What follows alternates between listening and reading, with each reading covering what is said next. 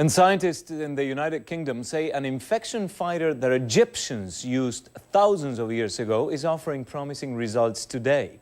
It turns out copper can work to suffocate harmful bacteria. And that's great news for hospitals where antibiotic-resistant bacteria can thrive. More now from Belgium's Way Press International. The US Environmental Protection Agency has just approved the registration of copper as an antimicrobial agent able to reduce specific harmful bacteria linked to potentially deadly infections. This registration follows a year of comprehensive laboratory testing which showed copper alloy surfaces to be effective against 5 different strains of bacteria, including the hospital superbug MRSA. Selly Oak Hospital in Birmingham, England, like so many other hospitals in Europe and beyond, has had serious problems fighting superbugs and other deadly microbes. As a specialist trauma center, it was particularly keen to take part in this new trial. In this general medical ward, the door push plates and handles, which are normally made from stainless steel, were replaced by copper. Research has shown that copper has high antimicrobial properties and superbugs quite simply die when they come into contact with the metal.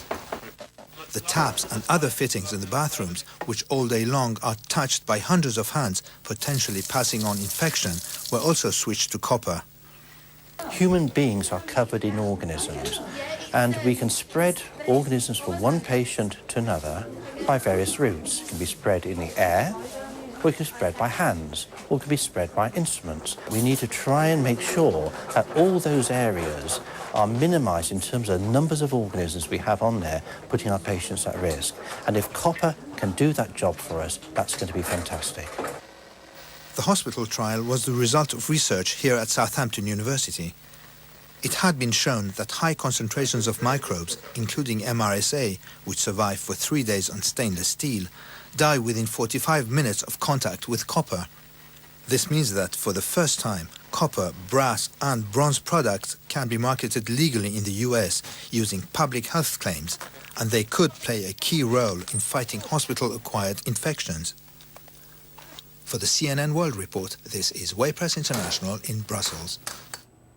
Scientists are hoping copper could also be used as a possible defense against bird flu. In Vietnam, there have been more than 100 cases of avian influenza, and the Ministry of Health has now approved human trials for an H5N1 vaccine. The human tests began last month. The volunteers are mostly scientists from Babiotech, a company that has been developing the vaccine since 2004.